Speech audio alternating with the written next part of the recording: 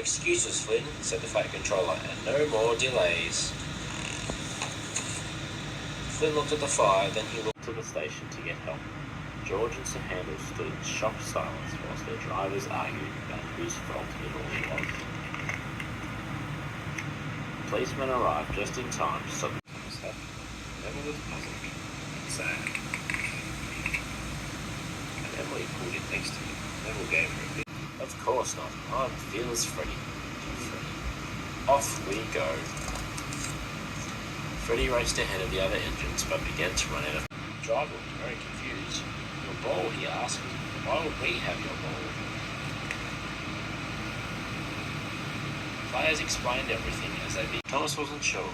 He was late, but he wanted Charlie to think he was a fun engine. One more race, Charlie, he agreed. The two engines really steamed off down the diesel well. Thomas was very worried. He chased. Thomas was pleased to find it was very late indeed. His passengers were furious. Bill and Ben were sent back to the quarry in disgrace. Then I'll be on his line whether he likes it or not. Yes, yes, yes, giggled the trucks.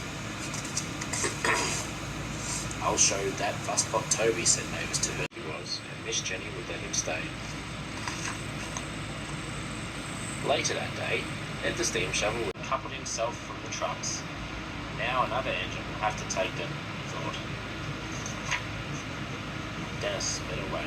He didn't care about the tuss. The quarry was a much more peaceful place without the twins around. At the harbour, Bill and Ben were still cross with Fergus for points. Suddenly, Rheneas found himself on a dangerous track. Oh no, cried Rheneas' driver. He looked grand, smiled the thing controller. He was very proud of his little engines.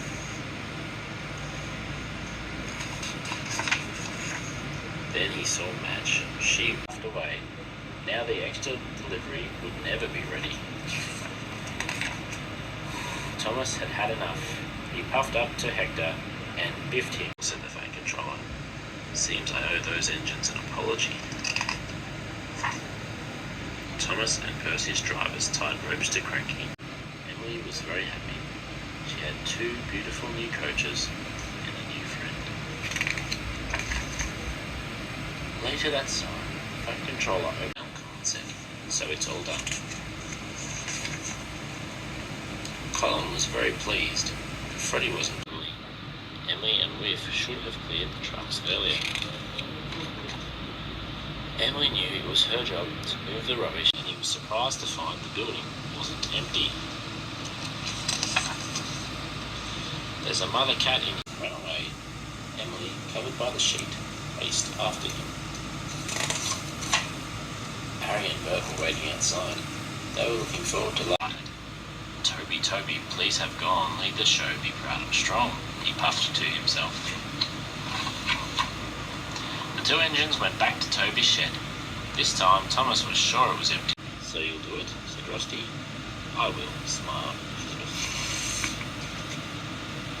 Elizabeth was as good as her word. She hauled rubbish and he set off to the docks. Elizabeth decided to follow Thomas to the docks. A little puff said, Gordon gasped. James jumped. All the engines wanted to help Hero. The next few days were very busy on Soda. Bill and Ben thought singing songs sounded very easy. They decided to try it at once. But Bill and Ben weren't very good at singing, and they couldn't remember. Rap Stepney, he said. Help, cried Stepney. No one heard him. The Diesels took Stepney to a smelter shed, and he huffed and puffed through tunnels. When poor Arthur puffed to the top of Gordon, he was dreadfully rude, Gordon grumbled to his driver. Spencer steamed to Great Waterton to collect the Duke and Duchess of. James blew the loudest puff of steam he had ever blown. Soon the gleaming steamworks was coming. Engines are really useful. Thomas wasn't so sure. Jeremy was jetting to the mainland, but dark clouds were gathering. Jeremy had to return to the... Oh no! The phone! Emily, we have a very important job to do. Then they heard Gordon coming. Gordon was rushing along very fast to the station. She wanted to be as far away from all the other engines as possible. Well, chuffed Emily, what are you going to do now, Thomas? Well, Molly, you have this way. Mac across the end. He pulled and pushed mighty along another track. Be careful, cried the honey cried, as they bumped and rolled towards the road. The trucks were in a terrible mess. Just then, he arrived to discover the trouble. Most likely you should never have gone down this road, they said.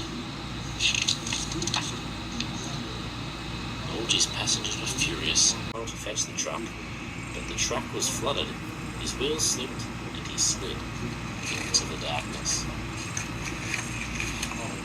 Back in Great Waterton, Stanley had asked the engine.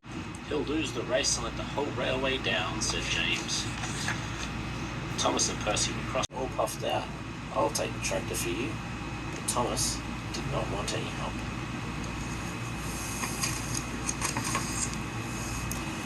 Thomas huffed and puffed, but he went forward. Cinders and ashes, he cried. What was Thomas going to do now? Stop! You're making me giddy, moaned the diesel engine. The two engines stopped. But they're all fast. See for yourself, explained Douglas's driver. Douglas Percy didn't like Bruce Road. He wanted to get the job done as quickly as possible. Percy began to move the trucks, but the trucks were being slip sheep back into the field. First this way, then that way. They tried everything, but nothing worked.